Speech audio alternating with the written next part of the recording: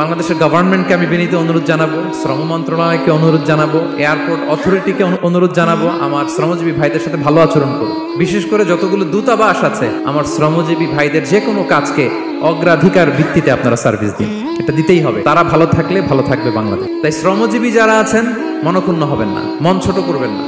You are the superhero. You are the superhero. You are the remittance fighter of our country. যেন রাস্তা দিয়ে যখন হাঁটবেন, বুক ফুলিয়ে হাঁটবেন, আর বস্তা ভরে টাকা নিয়ে দেশে ফিরবেন। ঠিক কিনা বলেন? বুক ফুলিয়ে হাঁটতে হবে। এজন্য আমি আমার প্রিয় মাতৃভূমি বাংলাদেশের গভর্নমেন্টকে অনুরোধ করবো, আমাদের শ্রমজীবী ভাইদের যাতে সুবিধা হয় এই ব্যবস্থা আপনাদের করতে হবে। বিনীত অনুরোধ রাখবো। শ্রম মন্ত্রণালয়ে যারা দায়িত্বে আছেন, স্পেশালি তাদেরকে রিকোয়েস্ট করবো, আমাদের শ্রমজীবী ভাইদের যেন কোনো কষ্ট না হয়, কারণ তাদের পাঠানো রেমিটেন্সে সচল থাকে আমার দেশের অর্থনীতির চাকা। তারা ভালো থাকলে ভালো থাকবে বাংলাদেশ। ভেরি সিম্পল, ঠিক কিনা বলেন? আমার যে ভাইটা পরিচ্ছন্নতা কর্মী, রাস্তা ক্লিন করে, এয়ারপোর্টে ওয়াশরুম ক্লিন করে, একজন পরিচ্ছন্নতা কর্মী, তারও 20 থেকে 30 হাজার টাকা বাংলাদেশে ঢোকে প্রতি মাসে। আপনি চিন্তা করতে পারেন?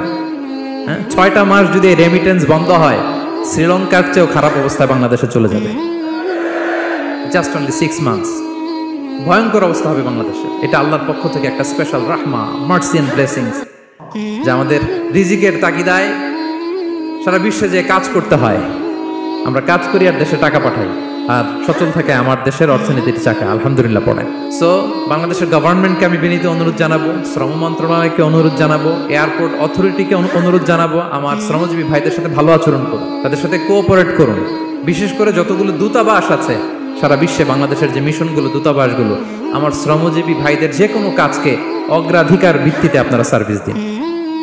এটা দিতেই হবে, ঠিক কিনা বলেন? তারা ভালো থাকলে ভালো থাকবে বাংলাদেশ। তো এই জন্য শ্রমের কোনো বিকল্প নাই। নিজ হাতে উপার্জিত অর্থ, নিজ হাতে উপার্জিত কামাই, এটা শ্রেষ্ঠ কামাই। তো আলহামদুলিল্লাহ আজকের অডিয়েন্সের মধ্যে শ্রমজীবী ভাইয়েরা বেশি। আলহামদুলিল্লাহ পড়েন। এটা আমাদের সৌভাগ্য। এই যে বাংলাদেশে এখন চাকরি নাই, চাকরির বাজার মন্দা, মাস্টার্স পাশ করে বেকার টোটো কোম্পানির ম্যানেজার, এরকম আছে না নাই? তার বিপরীতে আল্লাহ তাআলা আপনাদেরকে মালয়েশিয়া নিয়ে আসছে। প্রতি মাসে আপনি টাকা পাঠান, আলহামদুলিল্লাহ।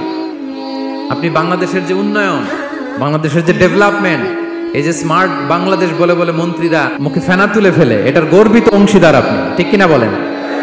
আপনি গর্বিত অংশীদার। You are the contributor, you are the real contributor. আপনার অবদানে বাংলাদেশ আজকে সচল, আলহামদুলিল্লাহ। সো